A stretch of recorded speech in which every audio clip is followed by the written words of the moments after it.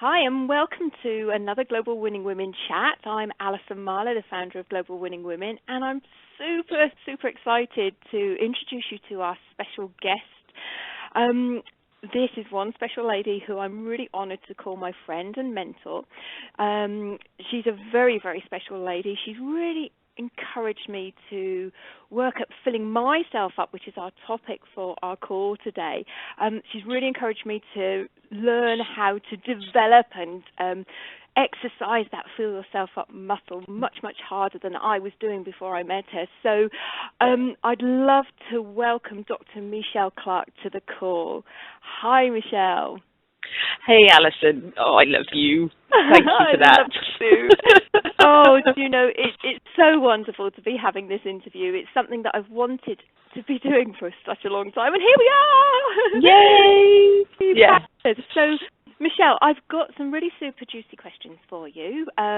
Great. I want to ask, but you know what I thought? It might be really nice. Let's start off with you sharing a little bit about your story, you know, because when we first met, you were just stepping away from an academic career as a soil scientist. You know, what happened to that? Yeah, gosh, I was just thinking it's quite poignant, I think, because it's 3 years. It's exactly 3 years since that first conference when we first met. So, wow, you know, so yes. So, as Alison said, I was a soil scientist. I had, done the usual. I'd left, for me anyway, I'd left school, I'd gone straight to university, and I'd stayed in university, basically. I was the first person in my family to go, and I guess I kind of figured I would just stay there long enough to make up for everybody else. So I think I did about 9 years of study. And then I got a job as a researcher and a soil scientist. And I went into that because I wanted to change the world, really. I was an environmentalist, and I was doing my research out in Borneo, looking at the impacts of logging. And I felt like I was really playing my part and making a difference. And I loved it, and I had some fantastic experiences, and don't regret a single moment.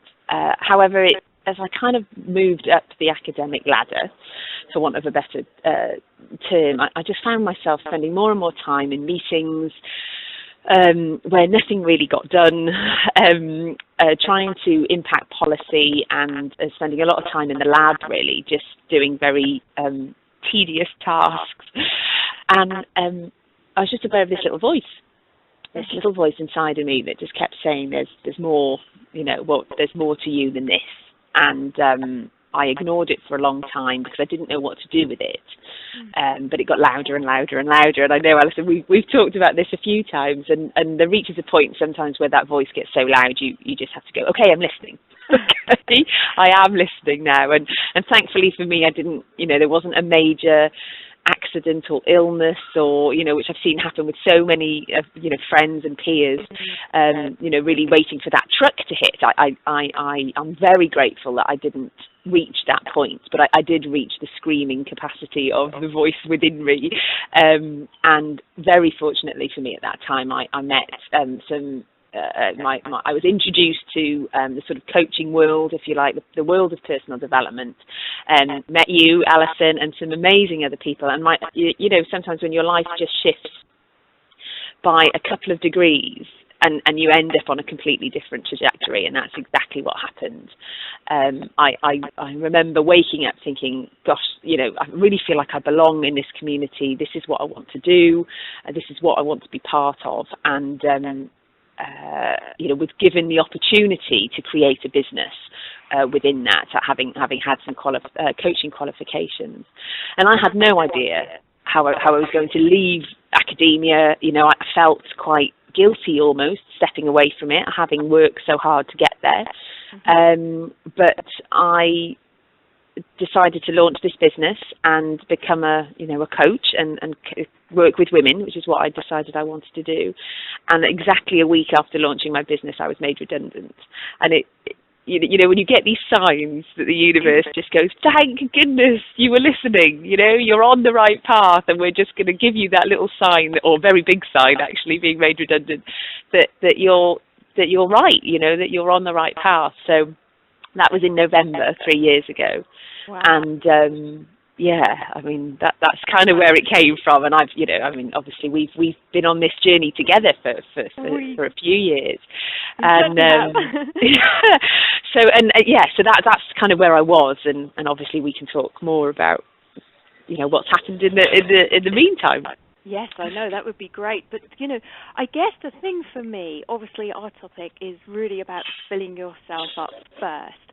I guess that there are going to be people that are listening to you and I having this chat today who are thinking to themselves, you know, what on earth are we talking about here? Well, what does it mean, fill yourself up first? And I would love to just really, now that we've just had that little intro, a little bit of your background, to dive straight in.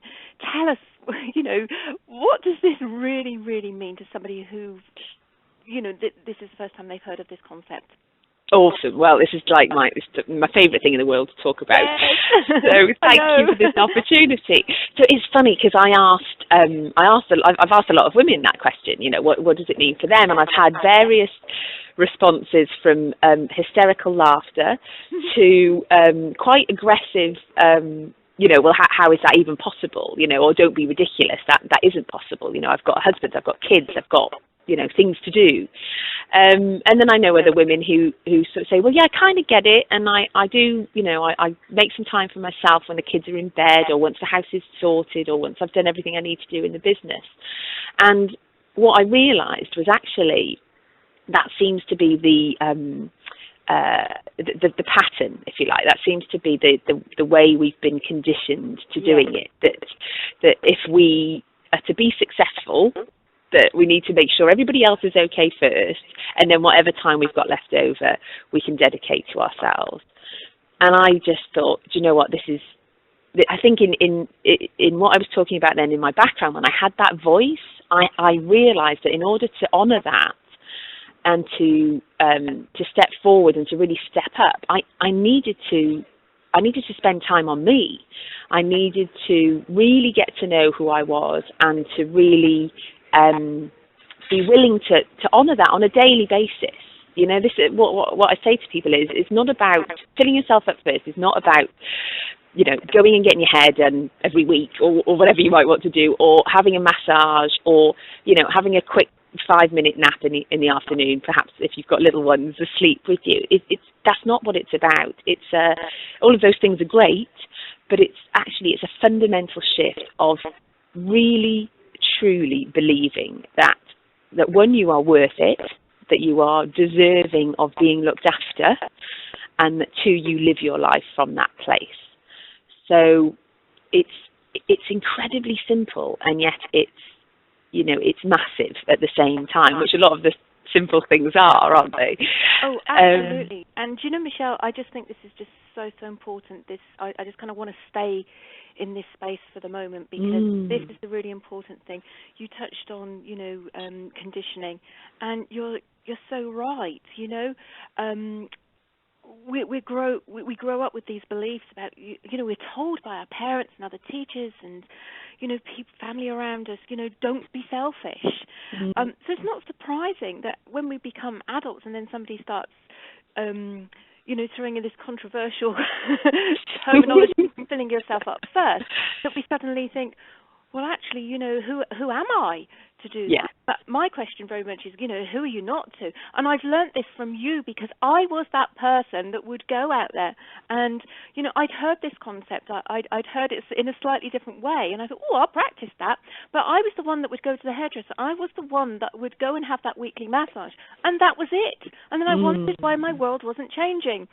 So what you've just said there is absolutely key. It's so magical, and I'd love it if you could just reiterate it for us, because women need to be hearing this. And, you know, I've just really bought into your passion on this subject. Oh, wow. Thank you. It's the magic. It's for me. It's I look at it like like ripples in a pond, really, or like I talk about. You've got to stake your claim, and if you can picture a sort of stake in the ground with circles around it, you are that stake. And everything comes from you, your partner, your children, your business, your other relationships, you know, outside of the family. Everything comes from you. And if you're not at your best, then nothing else can be at its best. That's my belief. I know there are women who have phenomenal success in their business, and I'm not saying you can't do it that way. If you put your business in the center, you absolutely can. And there are women who put their children in the center. But what I'm saying is, if we flip things like that, then it's not a holistic way of doing it. The only way that everything can, all parts of our lives, and we're very good at doing this whole juggling thing and the balancing thing, and I just want to scrap all of that. It's not about juggling, it's not about balancing. I know you have a great love of the word harmony, and I totally agree with you on that. And for me, it's if you're at the center of something and then there's a circle of the rest of your life around you, I'm trying to think of a great metaphor. So it's like an umbrella. I'm looking at an umbrella at the moment. I'm sat outside in the glorious sunshine, and you're what holds that up. And if that stake isn't secure, isn't looked after, isn't nourished, isn't fed, a flower probably would be a nicer metaphor. Then the petals will drop. Does that make sense? And for me, it isn't selfish. This absolutely is not a selfish thing. This doesn't come from a place of arrogance. This doesn't come from a place of, well, I don't care about you, I'm looking after number one. It's not that energy at all. And I think when I was talking to a lot of women, that's kind of sometimes where they think you're coming from. So I have very interesting conversations around it. That's not what this is about. This is coming from a place of knowing that you're worthy of love, of loving yourself. And that when you do that, and when you open your life up to that, everybody else benefits. Everybody else benefits. You know, there's a great quote that says, when Mama is happy, everybody's happy. It's so true. It is. And again, it's so simple. And it's, you know, there's Barack Obama said it during a TV interview, and it sparked this whole load of blogs and stuff about what does he mean when Mama's happy, everybody's happy. And I can't find the original version of the quote. I thought who actually first said it. Anyway, Barack Obama said it, so of course the world went mad for this particular quote, and it was really funny because I'm reading all these blogs and listening to people's interpretation of actually what does that mean if the woman at home is in the home is happy, that everybody else is happy, and it doesn't matter if you have children or not, if you're in a relationship or not. What matters is people thrive when they're around other people who are thriving, and I absolutely know that when I'm at my best, I have a better relationship with my husband. I have a better relationship with my little boy. My friends want to spend time with me. You know, we've all got those friends that actually we don't really want to hang out with that much, you know. And clients want to be with you. You know, you are sought out as a mentor, if that's what you do, if you're in the sort of coaching and mentoring business. You are sought out because you are magnetic in that place. People are drawn to your energy, and you cannot be magnetic unless you are totally full up first yourself. Does that make sense? It makes perfect sense to me, because now I have really experienced that. And, you know, obviously, you know, I've just been on one of your retreats recently, and, you know, I was in that place where I really needed to remind myself of all this. I needed that time and that space for myself. And, you know, since coming away, the transformation for me has just been absolutely amazing. And, yeah, we can talk a little bit about what you do a little bit later on, but let's just stay on topic. Sure. Let's talk a little bit more about the importance. You know, could we just perhaps, I don't know, are you able to share some examples, Michelle, of maybe when you haven't put yourself first, and, you know, what are the, you know, what are the benefits, I guess, that you have experienced? What's really transformed in your life? Can we have? Oh, definitely. Harrison, sorry, so many questions on there. But No, it's all good. It's all good. And I you know, I have many examples, because as I said, this is a daily practice. This is not something that you know, you read a book or you listen to an interview or you just go, yeah, you know, I've got that now. as you know very well, this is something that we visit every day, and so on the days where I know, for me, the best way I can start my day by filling myself up first is for going for a run. I tend to go quite early in the mornings, and I have a little boy. He's 5, so he's got to get up and go to school. But my husband is totally capable of taking care of him and making sure he's ready, and doing the things that a lot of mums feel like they have to be doing in the morning. And my little boy is perfectly capable of dressing himself. So I've learned actually that if I can go out in the morning for half an hour and just create a bit of space for me, it creates a bit of space for them. So they have a great time in the morning because they know mummy's off for her run. They know, we've got into a little routine with it. So so one of the benefits there is they get some time together that perhaps they wouldn't have, because perhaps if I was there, it would be me doing those things. Yeah, that's just a really simple example. I get to be outside, which is what really fills me up and just allows my mind and my heart to settle before I start my day. What I've experienced at a deeper level is that the connection with my husband, with the two of us, is immeasurably better when I look after myself first, because I'm not scratchy. We all do it. We all get scratchy. We all do that bit of the naggy wife thing or the naggy partner. And even, if you're not in a relationship with somebody, we do it with our friends. I see it. You only have to sort of eavesdrop a bit if you're out and about at a coffee shop. There's a lot of scratchiness going on, I think, with women, and for me, that's one of the key things that disappears when you start to just go, do you know what? And like I said, this doesn't need to take hours every day. For me, it's literally a half an hour run in the morning, and I'm set. Now that's not to say that something can't upset my day later on, of course, but I know that fundamentally at my core, I'm okay. And it's for me then it's about it kind of helps me open my heart, I guess. And I you know a lot more about me, Alison, but for me it's whatever I'm doing in my day, whoever I'm dealing with, if I can do that with an open heart, then it makes the whole process much easier. I was talking to the tax office the other day, and before I rang them, I thought, I'm going to speak to them with an open heart, and it just brings a little bit more joy to something that possibly wouldn't have been joyous to start with, and it's having by looking after me, by filling myself up first, I have that awareness, I have that consciousness, if you like, around the choices that I have. And like I said, I don't get it right 100% of the time. I'm not even, going to pretend to you that I do. I still do the scratchy thing. I absolutely do. But I can, if that hits me, I can now go, do you know what? Right, yeah, I've not been paying attention to me. I've not been listening to what I need to do. And for me, it is very simple. If I'm not exercising, I get scratchy and things start to not go the way I'd like to go. So I feel quite blessed that actually that's all I need to do. That's my anchor. I do some exercise and I'm right back in the zone. Now for other people it will be different. It'll be I've got a lot of clients who are really creative, are phenomenally creative, real artistic talents. And for them, if they're not whilst they might be doing their art commercially, if they don't take time to do their art for them, it's like cutting off their life force.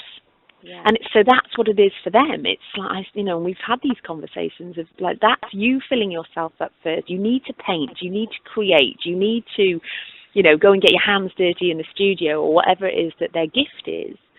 And I think for a lot of us, when we turn our gift into our business, we need to remember to reconnect to it frequently for ourselves, not just in a client relationship. Does that make sense? It makes absolute sense, and I love the way that you have been very clear here, because obviously it's going for the run that is your thing, that makes you feel filled up at the beginning of the day, but it doesn't necessarily need to be that. People need to find their own thing, whatever that might be. But also there's something much, much deeper here that I'm hearing. It's also about relinquishing control of other people. Yes. And that is absolutely huge. Again, I think as women we believe very much that we we need to manage everything. We need to hold the strings of everything and keep everything organized and control happening. And, you know, I'm really, really hearing this message coming through very, very clearly. And the other thing that came through very clearly there for me, and I want to reiterate this point very much, it's not about being perfect. No. You know, again, you know, one of the things that I am always teaching, you know, is giving women the permission that you don't have to be perfect. You don't need to get this right all the time. But it is like a muscle, isn't it? We need to be practicing it consistently on a regular basis, and the aim is to get it daily. So what I'm just thinking here very much is, I know this is something that's gone through my head, so I'm assuming, making a massive assumption here, that there are people that are listening that may also be thinking this, and that is, where do I find the time? Where do I find the time to fill myself up? I am so busy. I'm working all hours. I've got a family. I've got children. And you know, for me, in my case, it was also the fact that my husband works away at sea 9 months of the year. Where do I have the time for me? Yeah, absolutely. And when I kind of started this journey, it felt the same. It absolutely felt the same, because it felt like it was something extra I was adding to my to-do list. Yeah. And that was when I realised it's not about an extra to-do. It really is. It's and like I said, you know, I could go for a run every morning and it not have the impact that it has if I thought of it as a to-do list. My run in the morning is almost like it's like brushing my teeth. It's something that it's not just a habit. It's more than a habit. It's as I said about this when I've got these really creative clients. It's like your life force. It's when something becomes so important to you that it's top of your priority, and that's what we're talking about. This is top of your priority, because by doing it, you will save a massive amount of time, and it's helping clients, friends, family members even, and make that shift into thinking of this as a separate thing that they've kind of got to add into their day. It'll be great, yeah, and you'll get benefit from whatever activity or whatever it is that you do. However, unless it's going to seep into your being almost as a way of life, this fundamental shift, then you won't get it won't be the full impact. It's really living your life from that place. So for me, it isn't about you don't have to find the time to do it. It's a shift of how am I approaching my life, and where am I in that? Where am I in the hierarchy of my life? You know, and once we place ourselves into the center, so much else becomes easier. I mean, I could say there's no way I have time to go for a run in the morning because I have a little boy who needs to get to school. However, I'm blessed that I have a husband who is totally capable of taking care of that. And I said to him, are you okay if I go for a run in the morning? And he's like, of course, because he knows, and this is the thing, this is the key thing, he absolutely sees the benefit when I am doing this practice, and he totally sees what happens when I'm not. So I would say to anyone listening, share this with the people who are closest with you. Share this as a way of life. Explain to others what fills you up, and allow them to help you. And like with anything, when we start doing something, it can feel really clunky, and it can feel like, I feel like I've got to fit this in, or I've got to ask so-and-so to help me with the kids, or I've got to ask somebody to do this in the business so I can go and do something else. It will feel, or it could feel a bit like that to start with, but the more we do it, this is what I'm saying, this daily practice, like I went up and out this morning, and I didn't even think about my husband and my little boy, not in a way that, of course I think about them, I adore them, but it's become so it's so natural now for that to happen in our family, that this is what I do in the morning, and that they know what they do. There's no discussion needed. Whereas at the beginning, there was, like, are you okay, and can you sort this out, and whatever. So there is a process, and I would just say to people, give yourself a bit of permission to for this to take some time to settle. You know, it's a journey. It's a journey. You know, I've had some compliments recently about my husband, bless him, and people go, oh, you know, he sounds amazing. He is amazing. He totally is amazing. However, like all human beings, that's not all the time. You know, we absolutely have our moments. You know, so it's a journey and a process. And I would just, you know, invite people to start, really, you know, just to take that first step and see what happens. But you know, share it with the people closest to you and allow them to support you. And sometimes that can be as much of a barrier, just that asking for help, you know, and asking for support in this as actually getting started. So, I love you touched on the asking thing, because as you know, that has been my big thing in my journey. But you know what, sure. I'm hearing very much here, you know, you mentioned right at the beginning of the conversation about valuing yourself.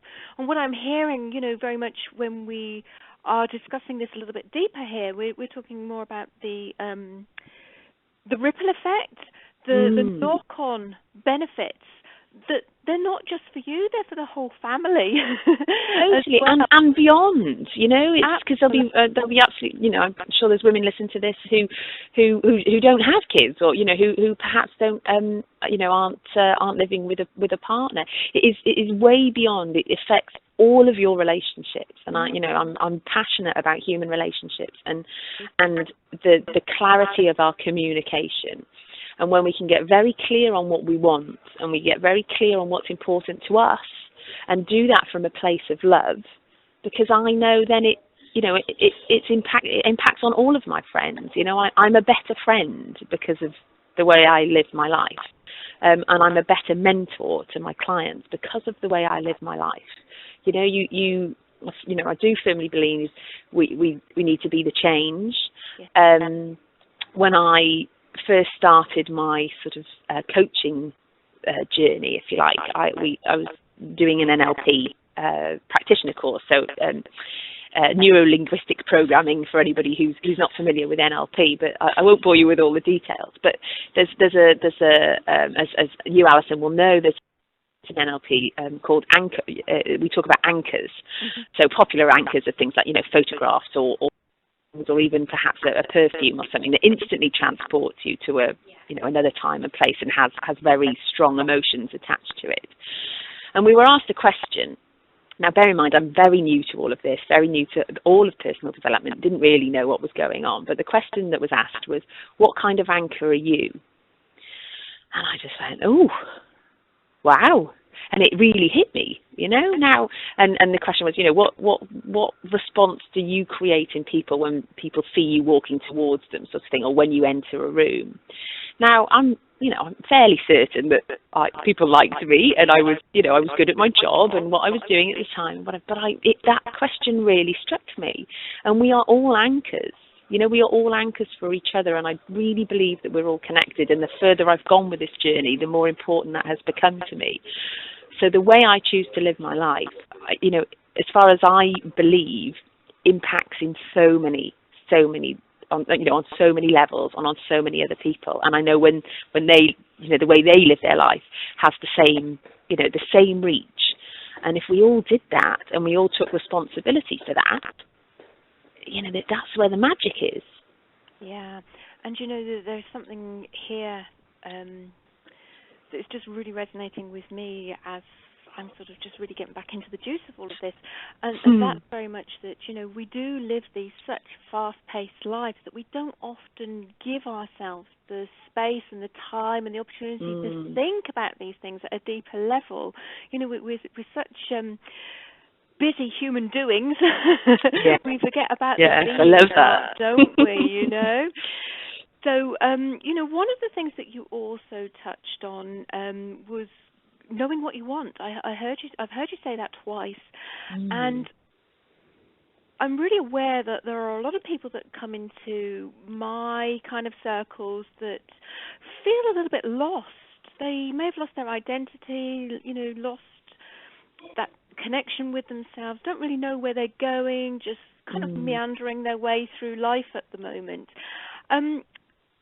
how do we go about filling ourselves up specifically when you don't know what it is that you enjoy and what you want anymore? Where would a good starting place be? Oh, I love that question. Well, I think a great place to go to start really is to think about what you loved doing when you were a kid. You know, a lot of this is about just being able to play and about being able to explore and doing things. Kids do things in a way that have no limits. Certainly, it's younger kids anyway. And there comes a point where I think the limits start to, or can start to creep around them. But if you're lucky enough to be anywhere near a sort of, I don't know, 3, 4, 5-year-old, that kind of age particularly, you know, it's limitless. Their imagination is limitless, and the ideas of how they want to fill their time and the things that they want to do. You know, what was your 4-year-old self like? You know, what did you love doing? What do you perhaps sit and watch on the TV and you think, God, I wish I could do that? You know, for me, it's we have this conversation every year in our house when Strictly starts. My husband and I want to learn to dance. And we've, you know, how many years are we in year 11 now, I think, with Strictly? We've never done anything about it. So this year I was like, right, I am absolutely committing, you know, 150% that we are going to go for, let's go for one dance lesson. You know, let's easy baby steps, one dance lesson, see what happens. So just, you know, just notice what, I guess, you can get very aware of your language. You know, what are you doing? What are you saying? You know, those times when you go, oh, I wish I could do that. Or what are you saying that you don't have time to do anymore? Or what are you saying that, oh, I used to love doing that when I was younger, or when I was, you know, at uni, or when I was, you know, at high school, or whatever. The clues will be there. The clues that, you know, I absolutely know what it feels like to be that meandering. I definitely had reached a meandering phase. But I was also very aware that these signs were coming, and this voice was talking to me. And, you know, it was my voice. It was nobody else's voice. And I just stopped and paid attention. So I would allow, you know, give yourself a little bit of space, whether it's 10 minutes in the day, and go somewhere that you absolutely love. I mean, whether it's, you know, a really lovely cafe, or a forest, or a beach, or I don't know, you know, a shop, well, whatever works for you, but just give yourself a few minutes and just ask yourself the question, what is it that I want? And don't force an answer. You know, the unconscious mind is very good at answering questions. You know, we've all experienced that, you know, oh, it's on the tip of my tongue, and you're in a conversation and you're desperately trying to remember something and it doesn't come, and then it comes to you at like 3 a.m, you know, always really inconveniently. It's like, oh, well, you know, it would have been great if I'd remembered that 3 hours ago or whatever. But the unconscious, that's how the unconscious mind works. It doesn't like unanswered questions. So if you just allow the question, what do I want? What do I want? And give yourself a little bit of time in your day to ask it and let it sit. You know, either the answers will come through very clearly, or you will start to notice those little coincidences, like you'll see adverts for things, or you'll bump into people who are connected to the thing that you want to do, or, you know, you'll just catch a word on the side of a lorry, or, you know, it's amazing what pops into our field, if you like, when we start opening ourselves up for it. And you know, the moment I committed to these dancing lessons, all of a sudden, everyone I meet knows a dancing instructor. You know, it's brilliant. When I started running, you know, I was not a runner. I was definitely not a runner. And about 2-3 years ago, I started running. And all of a sudden, I've got loads of people in my life who are runners. You know, it happens. It absolutely happens. But we have to be willing to believe that it will happen, and also give ourselves just give ourselves a bit of a break, that maybe it won't happen overnight, you know, that it's a process, and it, you know, it could take a few days, it could take a few weeks, but and it's an evolving thing. You know, I don't think we ever reach a point where we go, right, that's it, I've got it sorted, I know exactly what I want, and nothing's going to change, because that's not how life works. I think that's fabulous. It's an amazing starting place as well. And as you said, play with it. You know, give yourself that opportunity to play, you know, and have a bit of fun in your life with it. Definitely. You know? And get some, find somebody who can help you through that process. And it's basically around asking ourselves great questions, and we're not that great sometimes at asking ourselves great questions. So if you don't feel like you're able to do it on your own, get a friend, get a coach, get a mentor, become part of a group where people are thinking in the same way. That there are lots of opportunities to get support with this and to share it. And I think that's the key thing, is when we start sharing our experiences and sharing our journey, it kind of catapults us. And I think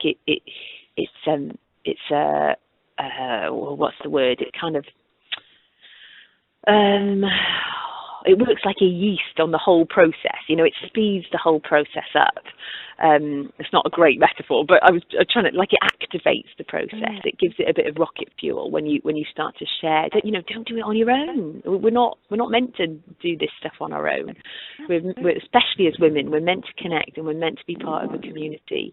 So find somebody who can support you in that, or a community who can support you in that, because then it's even more fun. For me, I never want to do anything on my own particularly. If there's something I want to do, I find somebody else who's already doing it, and I have a chat with them. Exactly, because we can just learn, as you said, so much. Absolutely. Oh, you're sharing some really, really great stuff today, and I can't wait to, just see what the feedback's going to be from this call, because I really think that you're just going to be inspiring and juicing other people as well. I've got a couple of other questions, but I also, before I go there, I did kind of drop into the conversation here that I came in and spent some time with you on one of your retreats. Would you like just to tell us a little bit about what you're doing in your life right now, because you are no longer that soil scientist. I'd love to. Your coach, I'd love to. But tell us a little bit about this and, the transformations that you're helping to make for other women. Wonderful. Yes, of course. Well, I work with women predominantly.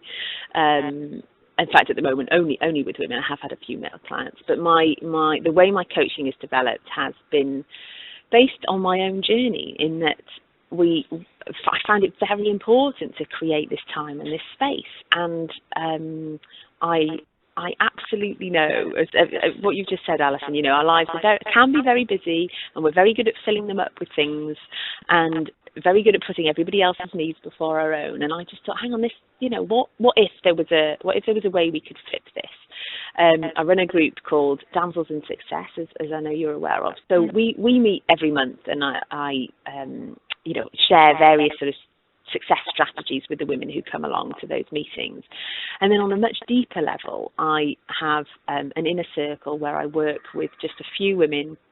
Again, we get together once a month, and I just can go really deeper with this stuff, because it's, as I said, it's not like just a one fit thing. This is a daily practice, and the clients I have in that group I was just talking to one before we came on this call, and she said, I love these, because of the fact that we do meet every month, because stuff happens, and wobbles happen, and life evolves.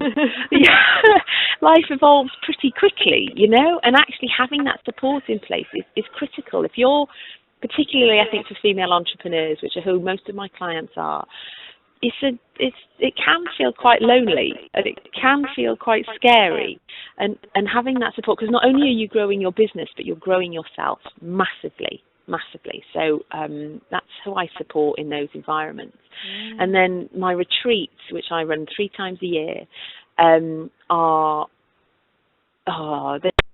for me, it's just the most blissful way to work, where I can be with a very small group of women for 3 days, and we can just get pickled in it, really just with this, what does it mean to fill myself up first? What does success mean to me? What does authentic success mean to me? That's my that's what I'm really passionate about. It's not about success at any cost. For me, it's about being truly true to you, being truly authentic, and being able to have a successful business coming from that place. I was not interested in leaving my career as an academic and setting up a business that meant I couldn't be all of me, because I felt that as an academic I'd reached a point where I wasn't able to be all of me anymore. So it was absolutely critical for me that it was whatever business I created allowed the whole of me to shine through that. And that's what I work with with my clients on. And when we come together with the retreats, we have a chef who does the most amazing food that is sugar free, wheat free, no fun food, as I call it, as you well know. So you are supported, you are nourished. You don't have to think about anything for those 3 days except looking after you, and you are fed this amazing food. And then we also work with a shaman and healer, and for some people that's quite woo-woo and quite out there, and I'm good with that. But I also know in my experience over the last few years that there came a point where I needed to go deeper within me. I was learning all this great stuff and growing and stretching and bumping into my edges and having wobbles and feeling like I couldn't do it anymore and all of that stuff, which we all go through. But I felt like there was a deeper part of me that I wanted to connect to, and working with the shaman and healer really helped me to access that. And I know there's so much more of that stuff for me to explore, and I just help my clients to experience that as well, to start their own journey on that, because I think we all, we don't access all of ourselves. We probably access just a tiny, tiny percentage of what we're really capable of. And I think part of my mission, if you like, is to help women access as much of themselves as possible, so we can just, I just want to squeeze the juice out of every day. And that's what it's about for me, and that's what, and creating that time and space, I take women away from where they lived, I take them away from their businesses for a couple of days, take them to an amazing, beautiful house right by the sea where they can just breathe, and be, and you can get to be a human being for a couple of days, but know how to, in a very grounded sense as well. So how to take what you've learned there, and the impact that it will then have on your business. Because again, it saves so much time.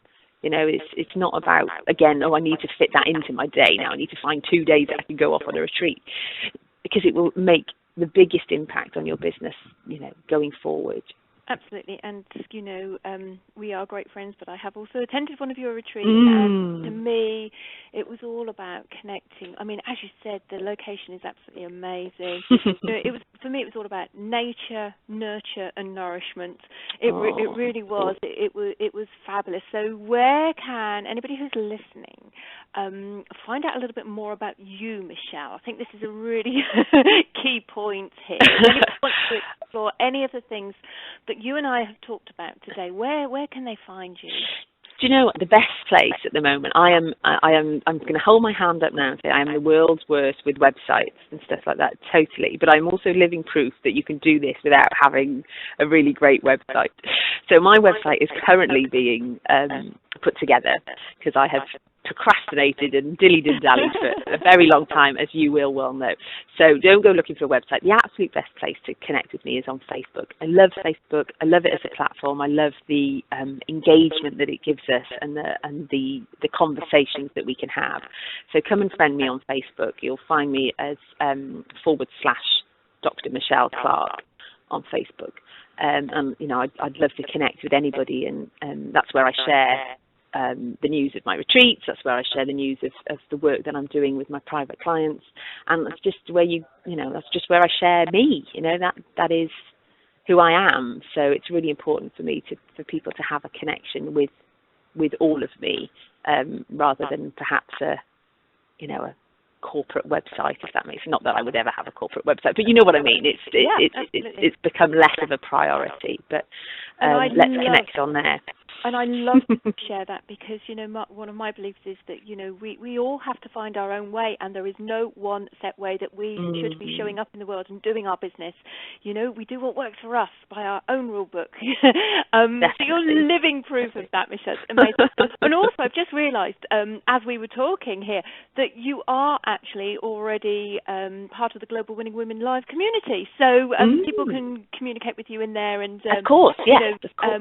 That would be a really easy way for people to be able to then find you on Facebook and be able to start following you on your own personal wall, which is lovely because you always put such fabulous, inspirational little snippets about your life that just really make you stop and think. So I have one really question. I just kind of want to get back to this point about filling yourself up, because I know that there are probably people out there that are kind of beginning to get this now, and they're like,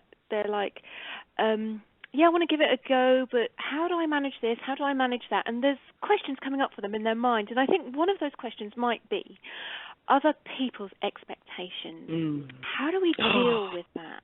Yeah, da da da. Yeah, because when we're on this journey and we start behaving in perhaps a slightly different way, other people may not always respond in the way we'd actually like them to. So, any tips around that, Michelle?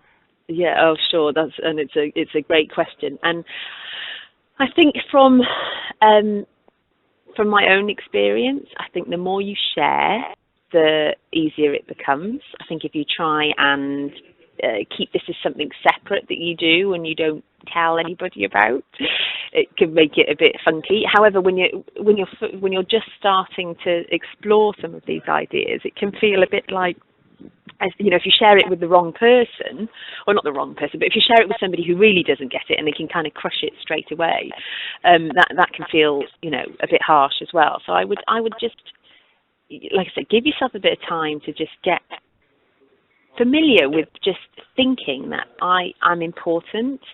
If I look after myself, I can give more to others. You know, just sort of gather those beliefs within you, I think. So there's a sort of, it's like planting a seed. Yeah, we've planted the seed. The seed has to grow a little before you expose. You know, it's when you plant it and stick it on your windowsill. Okay, we're in the windowsill phase at the moment. So whilst you're in that windowsill phase, just you know, protect yourself a bit and really, you know, work on your own beliefs, I guess. And then when you're ready, when the plant's a bit stronger, choose wisely who you share it with for starters. And those who perhaps have expectations of you that don't match where you're going, or that maybe respond in a way that that could be quite difficult or quite negative, and I have absolutely experienced those. For me, it's about, you kind of just got to take a bit of a deep breath, reassure yourself that this is for you and that they will benefit in the long run. They may not see that they will benefit, but particularly if it's people close to you who are responding in a way that you would rather they didn't. Whenever we sort of go through any sort of transformation or start to make subtle shifts in our lives, it does impact on everybody around us, because a lot of people are just they're going about their day, they're just doing what they do, and if there's a shift in a chain somewhere, people feel it, and what tends to happen is people instantly go, well, what does that mean for me? How is that going to impact on my life? I don't want it to do that, because I need to be certain about how that impacts on where I'm at.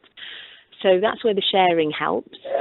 That's where being open and honest with people helps, and just managing their expectations really, and being open and honest about what you're going through. I can honestly say that most of the people around me, they get it. They might not have got it right at the beginning, but they allowed me the space, and I think I was able to ask for that space. Does that make sense? It certainly does to me, and the thing is here, I'm just suddenly really conscious of the time as well. Where has it gone, Michelle? We need a kind of a day on this, but what's great is that you've really highlighted the most important parts. People can connect with you. We know where to do that. Of course. But I think you've really given some amazing food for thought here today. I really do believe that so much to be true. And I would just like to steal one of your little sayings, actually, and that's very much about being open to the possibility that filling yourself up first could be the way to be open to the possibility that filling yourself up first could be the way forward for you. Absolutely, absolutely. I've seen it. I've seen it happen, and it. We talk about wanting to, change the way women live and work, and the Dalai Lama said the world will be changed by the Western woman. If that's true, and we believe that to be true, it has to start with us. It has to. There is no other way, and I think you can take comfort from that if people do react in a way that you would rather they didn't, and just come. That's about shoring up your own beliefs, and I think we can find evidence to support those beliefs, and we can find evidence to not support those beliefs, depending on what we're filtering for. So I think if you feel connected to this message in any way, if it's resonating with you, is just to take that first step, I mean, absolutely, Alison. I'll be on the Global Women Live community, and if you've got any questions at all, I'm more than happy to answer them. And it's a journey, it's a process, and it will be different for everybody. But I know we can, we're all in this together, and we are creating that community together. But it absolutely has to start with us as individuals first. Absolutely. Oh, Michelle, thank you so much for sharing all your wonderful gifts with us. I really, really appreciate that. And I know, this is going to be so instrumental in helping lots of women starting to make some shifts in their own life. So thank you. Thank you so much. And, thank you for all that you've done for me as well. Amazing. I'm just so pleased and honoured that, not only are you a great friend, but you've been a mentor to me as well. So, yeah, it's amazing things these women of our times are doing and achieving. And as you said, we're all in this together. We're all here to share support and share that love. Definitely. Yeah. So here's we're to going more to of the same. Here's to more of the same, absolutely. And come and join us on this journey. Great. Fabulous. We're going to have to call it a day, but thank you once again so much. Lots of love, and welcome. thank you for your time. See you soon. Bye. Bye.